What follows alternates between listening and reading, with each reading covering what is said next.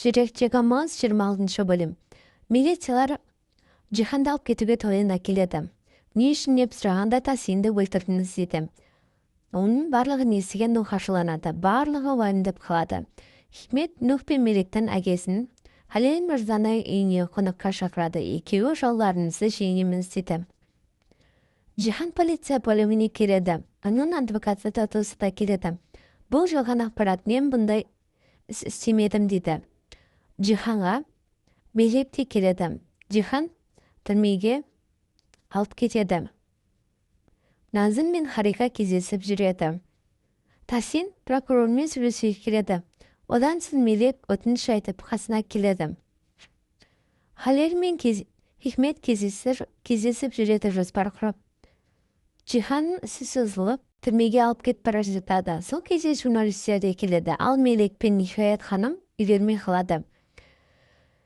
Тасин барлығын еске түсіруге тырысады. Мелек Жиханға тамақ апарады. Екеуі кездеседі. Барлығы Жиханға рахмет айтады. Сихат шынын айтады, абайсызда атап алғанын. Солай Жихан түрмеден шығады. Тасин кеңседен Нух пен Жиханды жауласқандарды қойып, бір болуымыз керек дейді. Тасин барлығын үйіне тамаққа шақырады. Жихан барлығына біз Тасин үйіне тамаққа барамыз. Бармайтындарын каталанды бұғаттаймын дейді. Нух психологқа келеді. Тасин үйі барлығы келеді. Ниһаят келіп күліп фотоға түсіреді. Хикмет үйіне Халел келеді, терезеден кіріп. Беньямин қонақ үйге үй қызметшісі Чиркамен кездесуге келеді.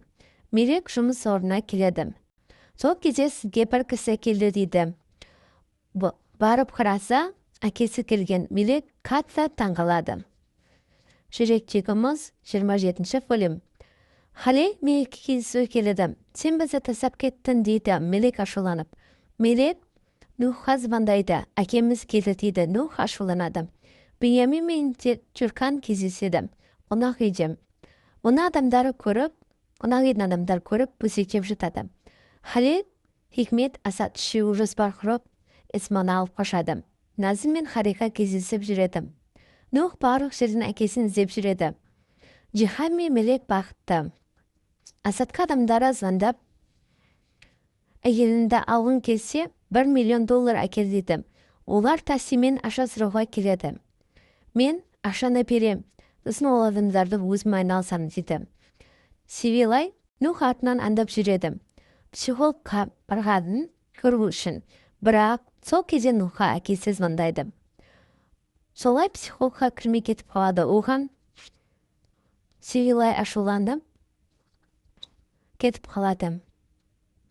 Мелек пен Нух әкесіне келеді. Оларда әкесі Сомрудың кінәлі етіп көрсетіп, өзіне сендіреді. Асад пен Жихан ашана барып беріп Исманы алады. Солай үйлеріне келеді. Кешке Асад адамдарына келіп, бөліседі. Оны тығып кетеді. Жиханға Назым досы звондайды. Ол ашуланып шығып Хикметті іздеп келеді. Тәтесі басқарушылықта қолына алыпты. Оған Жихан ашуланады. Сумруды Мелек пен Нух Халелмен кездесуге әкеледі. Сумру Мелек пен Нухтың оған сенгенін көріп қатты ашуланады. Жүректегіміз 28 бөлім. Сумру қатты ашуланады. Халел балаларын өтірікке сендіріп тастаған. Сумру ренжіп кетіп қалады. Тасин мен Жихан Хикмет туралы ақылдасып отырады. Нух әкесіне сеніп, онымен татуласады. Севилай үйінен кетеді. Тасинге Халел келеді.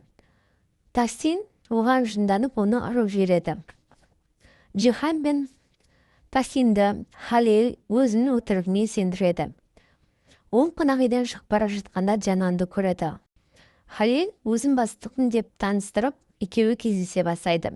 Беньямин мен үй қызметшісі кездесіп жүреді. Сумру жұмыс орнына бара жатады. Жихан Асадтың артынан аңдиды.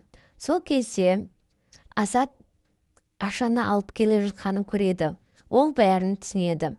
Ол қатты ашуланады. Ол полицияға Асадты сатып жібереді. Сумру бұрынғы жұмыс орнына келеді. Кеңсеге Тасин, Хикаят, Жихан жиналады. Мен басшылықта беретін болсым деп өз бағасын айтады. Бірақ Хикмет 5 миллион керек дейді. Сибилай жаңа жерге жұмысқа келеді. Бастығымен танысады. Хикметтің ұсынысын Жихан мен Тахсин қабылдады. 5 миллион беруге көндікті.